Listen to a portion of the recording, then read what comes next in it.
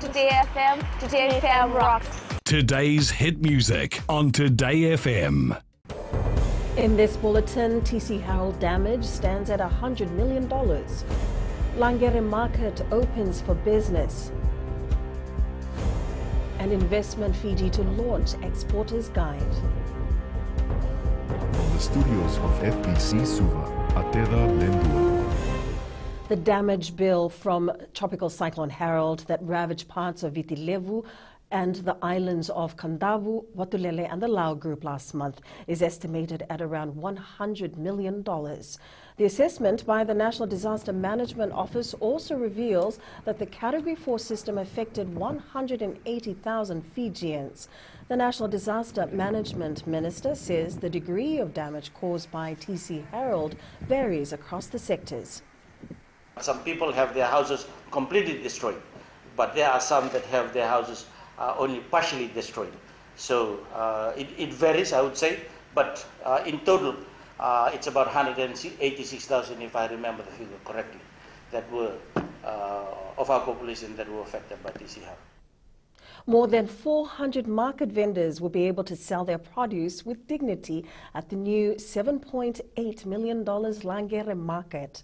Officially opening the market, Prime Minister Morenge Bainimarama highlighted the market has 459 stalls and 12 kiosks and restaurants.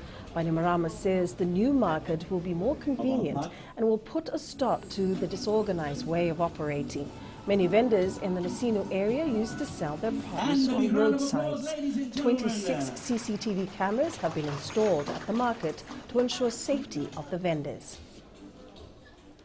Investment Fiji will soon launch an exporter's guide that will assist businesses wanting to move their products to overseas markets.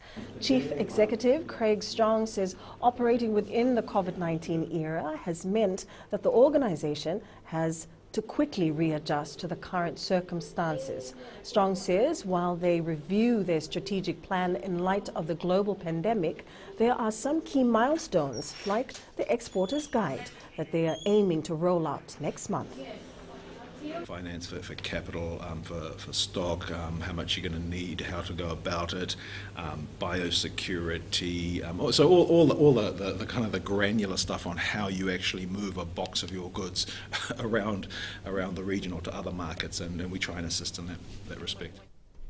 The Housing Authority of Fiji will conduct a feasible study at 2 locations for development. These are Vesari in Lami and Wethoma in Nasino. Chief Executive Robert Sen says it is too early to predict how the year will turn out for the authority as the economy continues to feel the impacts of COVID-19. Sen says they're going through a number of changes in terms of the way they do business, as many of their customers have had pay cuts or lost their jobs. He says these customers have been given repayment holidays. Obviously, there would be a strain on our cash flow in terms of these customers' repayments are being deferred for next 3 months. But it's too early to determine the impact on the profit and loss. 27 people were arrested for breaching the COVID-19 restriction in the last 24 hours. The Southern Division recorded 19 cases, 11 for sporting activities and 8 for breaches of curfew. In the Central Division, 8 people were arrested for playing basketball in Nasese Suva. Police Commissioner Brigadier General Sitiveni Ngilio says 6 of those arrested are juveniles. The government has commended Fijians who have joined the Home Gardening Initiative. So far, the Ministry of Agriculture has supplied seeds to over 25,000 households under the initiative. Minister for Agriculture Dr. MAHENDRA Reddy says they're pleased with the interest shown by the people. We have given out about 25,000 households in Fiji, which is massive. Never ever we had this kind of response. Now, these are, as I said, these are not people who are just taking it for the sake of it. We have mobilized them. So 25,000 households are now engaging in putting vacant land around their home into production, which is amazing in terms of the kind of outcome that we will achieve. SERUIRATU praises players' drive to stay fit.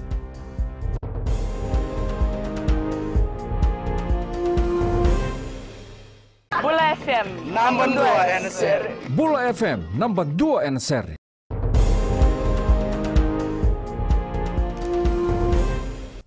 Fijian Latui head coach Senarusi Seruvakula has praised the Latui players who have been keeping up to par with their individual training amid the COVID-19 crisis.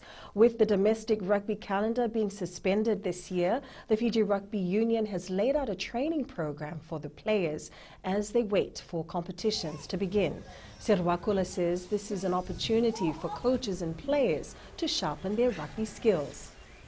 It's been a good turnout for a lot of players doing their own video, and then we've been sending it every day. So that's how I monitor my players in the international level, and every day there's a new training schedule, and they've been doing that. And for the boys with the police and the military, so they have when they have their time out from work, they do that.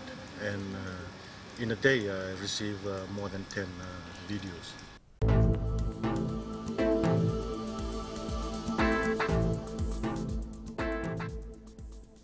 A weak trough of low pressure remains slow moving over the northern part of Fiji. Associated cloud and showers affect the northern and eastern parts of the country. Forecast for tomorrow is cloudy periods with cool temperatures.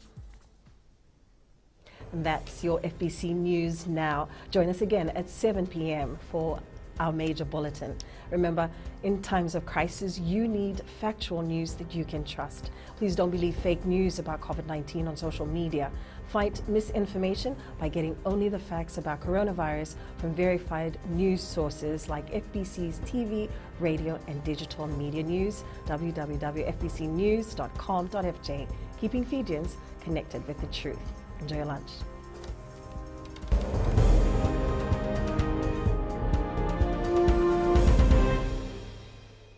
Bula FM number 2 NSR. Bula FM number 2 NSR.